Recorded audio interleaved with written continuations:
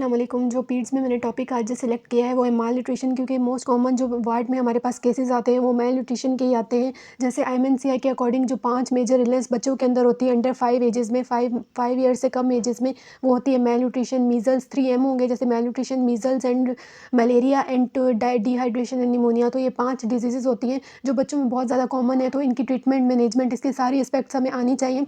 तो first of all अभी माल nutrition के बारे में पढ़ेंगे। इसमें हम टोटल ये 6 एस्पेक्ट्स इसकी पढ़ेंगे, जिससे हमें प्रॉपर ये कंप्लीट मेल न्यूट्रिशन का टॉपिक हमें आ जाएगा। जैसे मेल न्यूट्रिशन होती क्या है, फर्स्ट ऑफ ऑल ये पढ़ेंगे। इसके काजेज़ देखेंगे, क्लासिफिकेशन पढ़ेंगे। इसकी क्लासिफिकेशन की बेसिस पर ही इसको mild, moderate and severe mail nutrition में हमने डिवाइड किया हुआ है, तो वो भी हम पढ़ेंगे। उसके बाद अगर कोई बच्चा हमारे पास आता है मेल न्यूट्रिशन से, तो उसको प्रॉपर इवेल्युएट कैसे करेंगे। इवेल्युएट का मतलब है कि कैसे हिस्ट्री लेंगे, एग्जामिनेशन एंड इन्वेस्टिगेशन की बेसिस पर हम उसको क्लासीफाई करेंगे और बताएंगे कि आइदर इसको माइल्ड है, मॉडरेट है या सीवियर है, क्योंकि फिर उसकी बेसिस पर ही हमें इसको मैनेज करना होता है।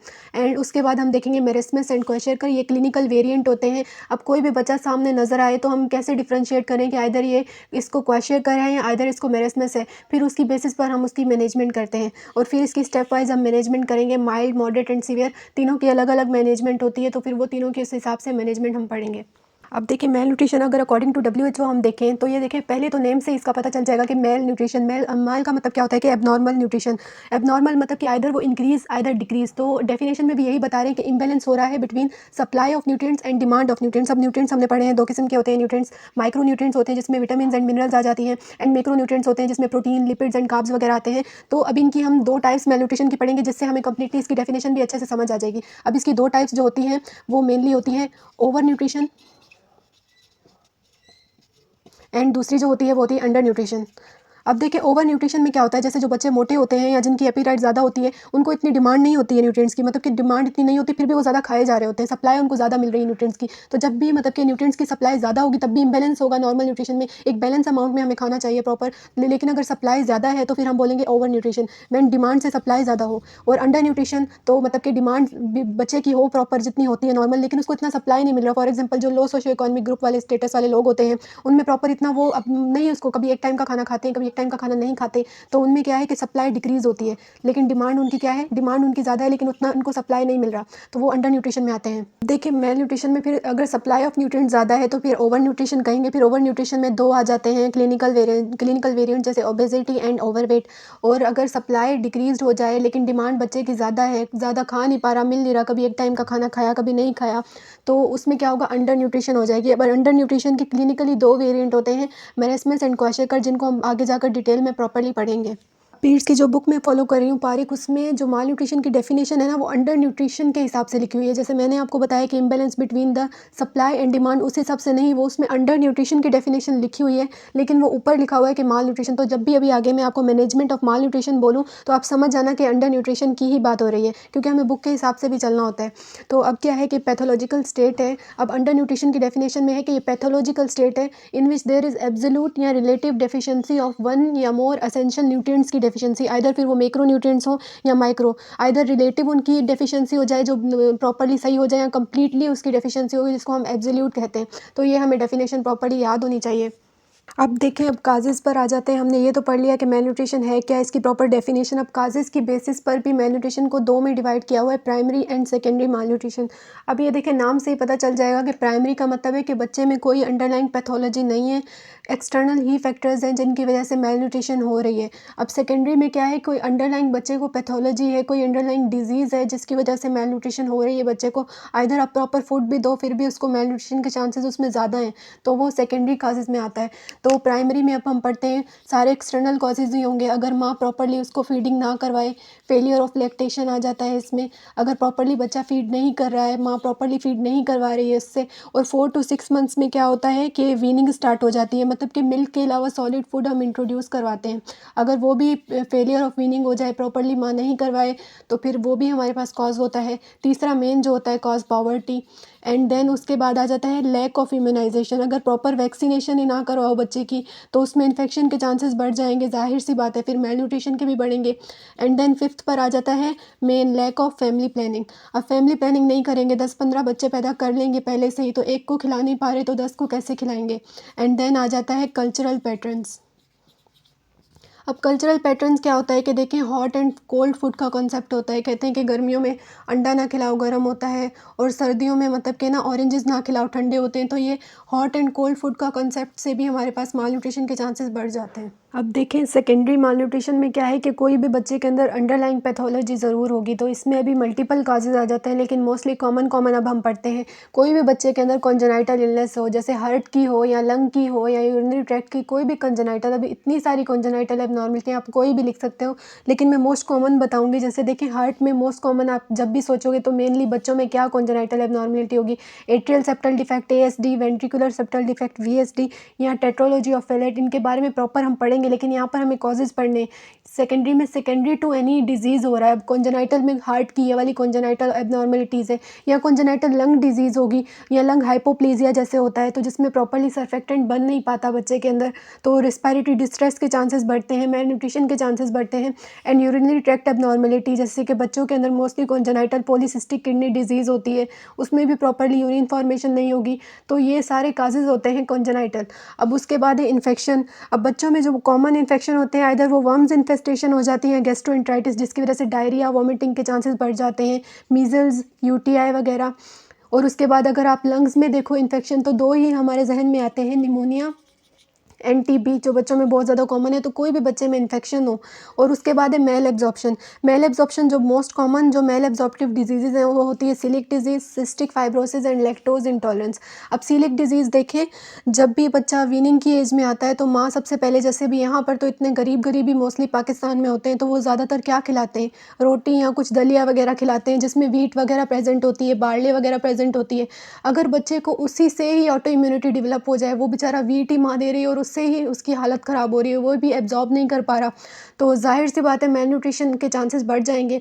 And then cystic fibrosis. अब सिस्टिक फाइब्रोसिस पर भी मैं वीडियो बनाऊंगी, लेकिन ये मेन इसके बारे में ये बता देती हूँ कि इसमें सिक्रीशंस जो हैं वो थिक हो जाती हैं। और सिक्रीशंस थिक होने से क्या होगा, जैसे हमने पढ़ा हुआ है कि जितनी भी पेनक्रियाटिक सिक्रीशंस हैं, पेनक्रियाटिक एंजाइम्स हैं, वो कहाँ आते हैं? ड्यूडेनम में आते हैं, जिसकी वजह से जो एंजाइम्स हैं वो प्रॉपर फूड को डाइजेस्ट करते हैं एंड देन एब्जॉर्ब होता है।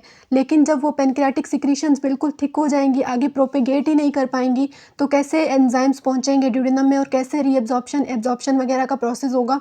तो सिस्टिक फाइब्रोसिस में ये होगा। And then lactose intolerance. अब माँ के मिल्क में तो एक जो कार्ब होती है वो लैक्टोज ही होता है, अगर वो भी प्रॉपरली डाइजेस्ट ना हो तो भी मेल न्यूट्रिशन के चांसेस बढ़ जाएंगे। अब उसके बाद है मेटाबॉलिक डिसऑर्डर। बच्चों में most common diabetes mellitus type 1 होता है, डायबिटीज़ इंसिपिडस, जिसमें ADH प्रॉपरली रिलीज़ नहीं होती है। उसके बाद है साइकोलॉजिकल डिसऑर्डर।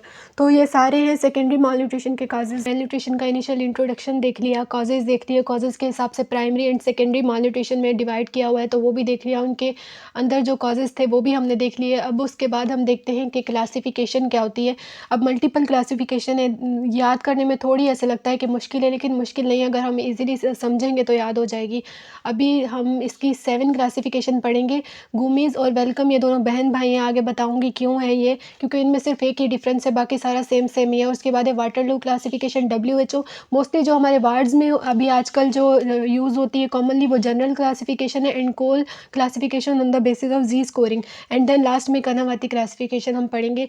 तो फर्स्ट ऑफ ऑल होती है गोमेज क्लासिफिकेशन। जो गोमेज क्लासिफिकेशन होती है, ये वेट फॉर एज क्लासिफिकेशन है, मतलब कि चाइल्ड का जो वज़न वेट होता है वो अकॉर्डिंग टू एज हम देखते हैं कि कितना है। फॉर एग्जांपल, अगर 2 ईयर्स का बच्चा है तो उसका जो एवरेज वेट है वो 12 kg होना चाहिए। ऐसे ही उन्होंने चार्ट बनाए होते हैं कि एज कितनी है बच्चे की और उसके हिसाब से उसका वेट कितना है, तो फिर उसके हिसाब से बच्चे को डिवाइड किया होता है माल न्यूट्रिशन को, फर्स्ट डिग्री में, सेकेंड डिग्री में एंड थर्ड डिग्री में। तो गोमेज क्लासिफिकेशन जो है वो according to weight for age classification होती है, मतलब कि एक्सपेक्टेड बच्चे का वेट कितना होना चाहिए उसकी एज के हिसाब से। तो इसकी बेसिस पर इसको first degree mail nutrition, second degree और थर्ड डिग्री में डिवाइड किया हुआ है। थर्ड डिग्री में डिवाइड किया है, तो इससे बताया है first and second and third degree में ऐसे, अगर नॉर्मल बच्चे का वेट जो है वो लेस देन 60% है एवरेज वेट फॉर एज से, एवरेज वेट फॉर एज से अगर लेस देन 60% है तो हम थर्ड डिग्री में रखेंगे। और अगर 60 से 75% है उसका एवरेज वेट फॉर एज जितना होना चाहिए, उससे 60 to 75% के दरमियान में आ रहा है, तो हम सेकेंड डिग्री मेल न्यूट्रिशन कहेंगे। और अगर उसका बच्चे का वेट फॉर एज 75 से 90 तक आ रहा है तो हम उसको फर्स्ट डिग्री कहेंगे, क्योंकि इसमें माइल्ड होती है, तो माइल्ड में इतना ज़्यादा डिफरेंस नहीं होता। सेकंड में फिर 60 to 75, तो हम लो से स्टार्ट करेंगे, पहले 60, फिर उसके 60, फिर 60 से 75 एंड देन 75 से 90। तो गोमेज क्लासिफिकेशन होती है according to the weight for age. अब उसके बाद हम पढ़ेंगे वेलकम क्लासिफिकेशन। गोमेज़ और वेलकम जो है भाई बहन इसलिए कह रही थी क्योंकि दोनों वेट फॉर एज क्लासिफिकेशन है, चाइल्ड का वेट देखते हैं अकॉर्डिंग टू द एज, और बस इसमें एक डिफरेंस है कि विद और विदाउट एडिमा हम देखते हैं। तो ये समझने से पहले हमें ये देखना है कि जो मेरेस्मस है इसके अंदर बच्चे के अंदर एडिमा भी नहीं होता है, एडिमा भी बच्चे के अंदर नहीं होगा, और जो सबसे ज़्यादा वेट डिक्रीज़ होता है वो होता है मेरेस्मस के अंदर। लेस देन 60% तक बच्चे का वेट डिक्रीज़ होता है, एडिमा भी नहीं होता और वेट उसका लेस देन 60% तक डिक्रीज़ होगा। लेकिन जो क्वाशेकर है इसके अंदर बच्चे को एडिमा भी होगा और इतना ज़्यादा बच्चे का वेट डिक्रीज़ नहीं होता, नॉर्मल से 60 to 80% तक फिर भी बच्चे का वेट होता है। तो अभी इसके हिसाब से हम आगे इसकी चार जो देखते हैं कि कैसे आगे इसको बताया हुआ है वेलकम क्लासिफिकेशन में। तो वेलकम में ये बताया हुआ है कि अगर आपके पास एक बच्चा आ रहा है और उसका weight less than 60% of the standard है, मतलब स्टैंडर्ड से लेस देन 60% है और उसको एडिमा भी नहीं है, तो फिर ये तो मेरेस्मस हो गया, ये हो गया मेरेस्मस। लेकिन अगर आपके पास बच्चा आ रहा है और उसका वेट लेस देन 60% है और उसको एडिमा भी है, लेस देन 60% वेट है, तो ये तो मेरेस्मस की तरफ जा रहा है क्योंकि इसमें ही वेट सबसे ज़्यादा कम होता है। लेकिन एडिमा भी है तो ये तो क्वाशेकर की तरफ जा रहा है, तो इस बच्चे को दोनों होंगे, तो हम बोलेंगे मेरेस्मिक क्वाशेकर। मेरेस्मिक इसलिए क्योंकि वेट बहुत ज़्यादा डिक्रीज़ है, क्वाशेकर क्यों, क्योंकि बच्चे में एडिमा भी है, तो मेरेस्मिक क्वाशेकर। एंड देन अब उसके बाद हम पढ़ेंगे अगर बच्चे का वेट 60 to 80% जो है उसका स्टैंडर्ड से 60 to 80% बच्चे का वेट है और साथ में बच्चे को एडिमा भी प्रेजेंट है, तो ये तो होता है किसमें, ये होता है क्वाशेकर में, जिसमें वेट भी इतना ज़्यादा डिक्रीज़ नहीं होता और एडिमा भी होता है, तो हम लिखेंगे कि ये बच्चे को क्या है, क्वाशेकर। लेकिन अगर आपके पास बच्चा आ रहा है उसका वेट 60 to 80% स्टैंडर्ड से कम है, मतलब इतना है 60 to 80% ऑफ द स्टैंडर्ड है, नॉर्मल टोटल 100% नहीं है, 60 to 80% तक ही बच्चे का वेट रह गया है, साथ में उसको एडिमा भी नहीं है, तो अभी इसको हम मेरेस्मस नहीं कहेंगे क्योंकि मेरेस्मस में तो वेट लेस देन 60% तक कम हो जाता है, तो इसको अब हम कहेंगे पॉन्डिरल रिटार्डेशन। अब पॉन्डिरल रिटार्डेशन क्यों कह रहे हैं कि देखें जो बच्चा होता है ना फीटल लाइफ में, अगर कोई बच्चा हो और वो पैदा ही कम, मतलब कि स्मॉल फॉर गेस्टेशनल एज जिसको बोलते हैं, वो बच्चे वो होते हैं जिनके अंदर सॉफ्ट टिश्यू का अमाउंट जब से वो पैदा हुए तब से पहले से उनके अंदर सॉफ्ट टिश्यू कम है, तो जब वो आगे ग्रो करते हैं तो उनके अंदर वैसे ही सॉफ्ट टिश्यू कम होते हैं, तो उनमें एडिमा भी नहीं होगा और उनका वेट भी बेचारों का वैसे ही कम होता है क्योंकि इतने सॉफ्ट टिश्यूज़ वगैरह फैट वगैरह उनके अंदर वैसे ही नहीं है, तो ऐसी रिटार्डेशन को हम फिर पॉन्डिरल रिटार्डेशन कहेंगे। तो वेलकम में फिर हम ये चीज़ें पढ़ लेते हैं कि मेरेस्मस, मेरेस्मिक क्वाशेकर, क्वाशेकर एंड देन पॉन्डिरल रिटार्डेशन। अब देखिए हमने गोमीज़ पढ़ी जो वेट फॉर एज थी, जिसकी बेसिस पे first degree, second degree and third degree में हमने इसको बताया हुआ था कि 60, फिर 60 से 6, पहले हमने लेस देन 60, फिर 60 से 75, से 75 से 90, ऐसे फर्स्ट सेकंड और थर्ड डिग्री मेल न्यूट्रिशन में किया था। फिर वेलकम में weight for age plus with और विदाउट एडेमा में हमने 4 वेरिएंट हमने देख लिए। अब आती है Waterlow classification. Waterlow classification weight for age की बेसिस पर नहीं होती, ये होती है वेट फॉर हाइट की बेसिस पर। फॉर एग्जाम्पल इसमें भी मल्टीपल चार्ट्स होते हैं, जैसे कि वेट फॉर हाइट, बच्चे की वेट अकॉर्डिंग टू हाइट, इन दोनों को हम मैच करते हैं। फॉर एग्जाम्पल 2 साल का बच्चा था, उसका एवरेज वेट हमने कितना बताया था कि इसका 12 kg होना चाहिए, सही है, और उसकी जो एवरेज हाइट है वो 35 इंचेस तक उसकी होनी चाहिए। तो ये हमने देखते हैं कि आइदर बच्चा अगर इतने वेट का आ रहा है तो उसकी भी हाइट इतनी होनी चाहिए। तो जो वेट फॉर हाइट क्लासिफिकेशन है वो वाटरलो क्लासिफिकेशन है। तो फिर इसकी बेसिस पर भी 3 डिग्री हम बता देते हैं, first degree, second degree and third degree mall nutrition, जिसको माइल्ड, मॉडरेट या सीवियर कहते हैं। First, second and third degree mall nutrition इसकी बेसिस पर भी होती है। तो अगर लेस इसमें होती है, less than 70% average weight for height हो तो उसको हम थर्ड डिग्री कहेंगे। अगर 70 to 90% बच्चे का हो तो फिर हम उसको सेकंड डिग्री कहेंगे। अगर 90 हो या 90 से थोड़ी ज़्यादा हो तो फर्स्ट डिग्री माल न्यूट्रिशन। तो अगर एक्सपेक्टेड जो वेट फॉर हाइट है 90% तक है तो ये first degree mall nutrition, 70 to 90 है तो ये सेकंड डिग्री माल न्यूट्रिशन, अगर लेस देन 70 है तो वो थर्ड डिग्री माल न्यूट्रिशन।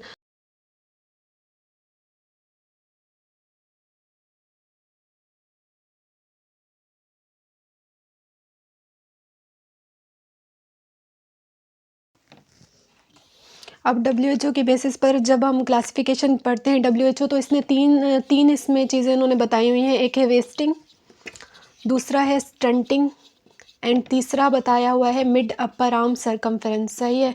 अब वेस्टिंग का मतलब क्या होता है कि बच्चे का लो हो, वेट फॉर हाइट कम हो। जैसे भी आपके पास बच्चा आ रहा है 10 साल का, उसका एज के हिसाब से उसका हाइट तो नॉर्मल है लेकिन उसका वेट बिल्कुल पतला है, मतलब कि मसल मास है ही नहीं, तो लो वेट फॉर हाइट, मतलब उसका हाइट के हिसाब से उसका वेट बिल्कुल ज़्यादा कम है, तो फिर हम बोलेंगे लो वेट फॉर हाइट हो तो बच्चा वेस्टिंग होगा, वेस्टिंग होगी बच्चे में। और स्टंटिंग क्या होगा, जब बच्चे के अंदर low weight for height for age हो, लो हाइट फॉर एज, बच्चे की हाइट एज के हिसाब से कम है। जैसे अभी 10 साल का बच्चा है लेकिन वो दिखने में बिल्कुल छोटा लग रहा है क्योंकि उसकी हाइट ही कम है, तो लो हाइट फॉर एज को हम स्टंटिंग कहेंगे। एंड देन आ जाता है मिड अपर आर्म सर्कमफ्रेंस। अभी हमारे आर्म में क्या होता है, नी एंड आर्म में अभी यहाँ पर एक्रोमियन प्रोसेस होता है शोल्डर वाले एरिया पे, जो कि मतलब कि पार्ट ऑफ स्कैपुला होता है, एंड नी वाले एरिया पे ओलिक्रेनॉन प्रोसेस होता है। ये मिड, हम जो अपर आर्म होती है उसका मिड वाला सर्कमफ्रेंस निकालते हैं with the help of the quack strip. ये आपको भी इसके बाद फोटो में आपको शो करवा दूंगी कि क्वैक स्ट्रिप से हम कैसे मालूम करते हैं mid upper arm circumference. Normally जो 1 से 3 साल के बच्चे हैं ना, उनका मिड अपर आर्म सर्कमफ्रेंस आता है 12.5 से 16.5, और ये सेम ही रहता है 1 से 3 साल के बच्चों में 12.5 से 16.5 सेंटीमीटर, या फिर हम ना मिलीमीटर में भी कर सकते हैं, जैसे 125 मिलीमीटर से 165 मिलीमीटर तक। तो अगर बच्चे का जो mid upper arm circumference less than 11.5 centimetre according to WHO, अगर इतना कम हो या फिर 115 मिलीमीटर से कम हो, तो फिर हम उसको कहेंगे कि सीवियर माल न्यूट्रिशन में आता है। तो WHO की बेसिस पर 3 बताई हुई है, वेस्टिंग अगर लो वेट फॉर हाइट हो, स्टंटिंग अगर लो हाइट फॉर एज हो, और मिड अपर आर्म सर्कमफ्रेंस अगर बच्चे का नॉर्मल कितना होता है 12.5 टू 16.5, और अगर लेस देन 11.5 या 115 मिलीमीटर तक हो, तो फिर हम उसको बोल देंगे कि ये वाला सीवियर मेल न्यूट्रिशन का बच्चा है। अब देखिए, जनरल जो क्लासिफिकेशन होती है ना, वो 2 चीज़ों की बेसिस पर होती है। एक होती है मिड अपर आर्म सर्कमफ्रेंस और दूसरा होता है स्किन फोल्ड थिकनेस, और यही हमारे मतलब कि क्लिनिकल सेटिंग में जो यूज़ होती है ना, वो यही होती है, एक मिड अपर आर्म सर्कमफ्रेंस और दूसरी स्किन फोल्ड थिकनेस। अब मिड अपर आर्म सर्कमफ्रेंस हमें पता है कि एक स्ट्रिप होती है, उससे हम मालूम करते हैं, जिसको हम क्वैक स्ट्रिप बोलते हैं। ये मैं आपको इमेज लगा दूंगी इसी वीडियो में। क्वैक स्ट्रिप होती है। अब इसमें 3 कलरिंग होती है। एक कलर होता है ग्रीन कलर, एंड देन होता है येलो कलर, एंड देन उसके बाद जो कलर होता है वो होता है रेड कलर। अगर ग्रीन कलर के अंदर बच्चे का कोई भी आ जाए, मतलब mid upper arm circumference with in green colour हो, तो हम बोलेंगे नॉर्मल है, और अगर विद इन येलो कलर हो तो हम बोलेंगे बॉर्डर लाइन है। अगर रेड कलर में आ जाए तो हम बोलेंगे कि बच्चे को मेल न्यूट्रिशन अभी प्रेजेंट है, और ग्रीन कलर होगा तो मतलब कि उसका mid upper arm circumference 14 to 16 centimetre है, और अगर येलो कलर है मतलब कि 12 टू 14 सेंटीमीटर है उसका मिड अपर आर्म सर्कमफ्रेंस, और अगर रेड कलर है तो उसका लेस देन 12 सेंटीमीटर होगा मिड अपर आर्म सर्कमफ्रेंस। तो दोबारा देखते हैं कि जो ग्रीन कलर है तो मतलब कि बच्चा नॉर्मल है, उसको कोई भी माल न्यूट्रिशन नहीं है बच्चे को, और उसका mid upper arm circumference 12 to 16 centimetre है। और अगर येलो है तो वो बॉर्डर लाइन हो केस होगा, और उसमें mid upper arm circumference within range of 12 to 14 centimetre. और अगर रेड कलर आ जाएगा तो मतलब बच्चा माल न्यूट्रिशन में है, और उसका mid upper arm circumference less then 12 centimetre होता है। और एक क्वैक स्ट्रिप के जरिए मालूम करते हैं, जो mid of the acromion process and olecranon process के दरमियान में हम देखते हैं पॉइंट, और फिर वहाँ से ही बच्चे का सर्कमफ्रेंस लेते हैं हम आर्म का। अब उसके बाद आता है स्किन फोल्ड थिकनेस। जो स्किन फोल्ड थिकनेस है ये हम मालूम करते हैं एक डिवाइस से जिसका नाम है हरपेंडन कैलिपर। ये अब आपको शो हो गया होगा, हरपेंडन कैलिपर, इससे हम करते हैं। और ये मोस्टली कौन से एरिया से हम बच्चे की स्किन फोल्ड थिकनेस देखते हैं कि कितनी थिकनेस है स्किन की, वो हम देखते हैं मोस्टली ट्राइसेप्स वाले एरिया से, एंड देन या फिर बैक से हम देखते हैं। और नॉर्मल ये होती है 12 टू 16 मिलीमीटर। अगर बच्चे की 12 टू 16 मिलीमीटर नहीं होती है, नॉर्मल ये होती है 9 टू 11 मिलीमीटर। और अगर लेस देन 9 मिलीमीटर से बच्चे की स्किन फोल्ड थिकनेस कम आ जाए तो हम उसको मेल न्यूट्रिशन में फिर हम करेंगे कि भाई बच्चे को मेल न्यूट्रिशन है। तो जनरल क्लासिफिकेशन में mid upper arm circumference and skin fold thickness की बेसिस पर हमने मेल न्यूट्रिशन को क्लासीफाई किया। अब उसके बाद आती है कोल क्लासिफिकेशन। कोल क्लासिफिकेशन को हम जी स्कोरिंग भी कहते हैं। अब इसमें क्या होता है, किसकी बेसिस पर हम करते हैं, इसमें मोस्टली हम BMI फॉर एज देखते हैं। BMI for age, for example अब BMI का मतलब हमें पता है कि वेट इन केजी, चाइल्ड का हम वेट इन केजी लेते हैं upon height in metre square. वो जितनी आए अकॉर्डिंग टू एज, जैसे चार्ट बने होते हैं कि बच्चों की एज लिखी होती है 1 साल 2 साल 3 साल, और फिर उसके हिसाब से बच्चे का BMI लिखा होता है। मेल बच्चों का अलग से BMI होता है और फीमेल का अलग लिखा होता है कि 1 साल का अगर फीमेल है तो उसका कितना वेट होना चाहिए, मतलब कि 5 साल का मेल है कितना वेट होना चाहिए, अगर फीमेल है तो उसका कितना होना चाहिए, उसके हिसाब से हम देखते हैं। तो इसमें भी डेविएशन जो आती है, जो डिक्रीज्ड होता है, उसको हम बोलते हैं स्टैंडर्ड डेविएशन। सही है, तो वो स्टैंडर्ड डेविएशन कहते हैं। वो आइधर बच्चे की हम माइनस में भी आ सकती है और प्लस में भी आ सकती है। जैसे भी आपको चार्ट शो हो रहा होगा, इसमें देखें मेल का अलग से है, मेल का अलग से एज लिखी हुई है पहले देखें, और मेल का अलग से हमारे पास लिखा हुआ है BMI, फीमेल का अलग लिखा हुआ है, और अगर बच्चे का उससे ज़्यादा होता है तो फिर उसको हम प्लस में कहते हैं, प्लस स्टैंडर्ड डेविएशन, +1 +2 एंड +3। और अगर नॉर्मल से कम है तो उसको हम माइनस में कहेंगे, -1 -2 -3 स्टैंडर्ड डेविएशन। तो इसके हिसाब से हम करते हैं। तो अगर इसकी भी 3 डिग्री बनाई हुई है, first degree of the malnutrition, second degree of the malnutrition according to Z scoring, and third degree. First degree में क्या होगा, अगर -1 स्टैंडर्ड डेविएशन, और अगर -2 स्टैंडर्ड से डेविएट हो रहा है तो फिर हम second degree, and third degree में -3 स्टैंडर्ड डेविएशन। अब उसके बाद लास्ट में हम पढ़ते हैं कर्नावती क्लासिफिकेशन। अब कर्नावती क्लासिफिकेशन में क्या होता है, कर्नावती क्लासिफिकेशन में हम मिड अपर आर्म सर्कम्फेरेंस को डिवाइड कर देते हैं बच्चे के हेड सर्कम्फेरेंस के साथ। अभी हमें ये प्रॉपर्ली याद करनी है, तो बस रट्टा इसका मार लेंगे कि मिड अपर आर्म सर्कम्फेरेंस को हमने हेड सर्कम्फेरेंस से डिवाइड करना है, फिर उसका रेशो देखना है। अब रेशो देखें 3 है, 0.31, फिर 0.28, फिर 0.25। ये पहले आप याद कर लें। तो इसमें हम क्या करते हैं, इसमें हम डिवाइड करते हैं मिड अपर आर्म सर्कम्फेरेंस को हेड सर्कम्फेरेंस के साथ। इसकी बेसिस पे फिर first degree, second degree and third degree mall nutrition में हम डिवाइड करते हैं। अगर बच्चे का mid upper arm circumference and head circumference का रेशो 0.31 है तो फर्स्ट डिग्री, 0.28 है तो सेकेंड डिग्री, एंड 0.25 है तो वो थर्ड डिग्री माल न्यूट्रिशन। तो ये हमने कंप्लीट क्लासिफिकेशन पढ़ ली।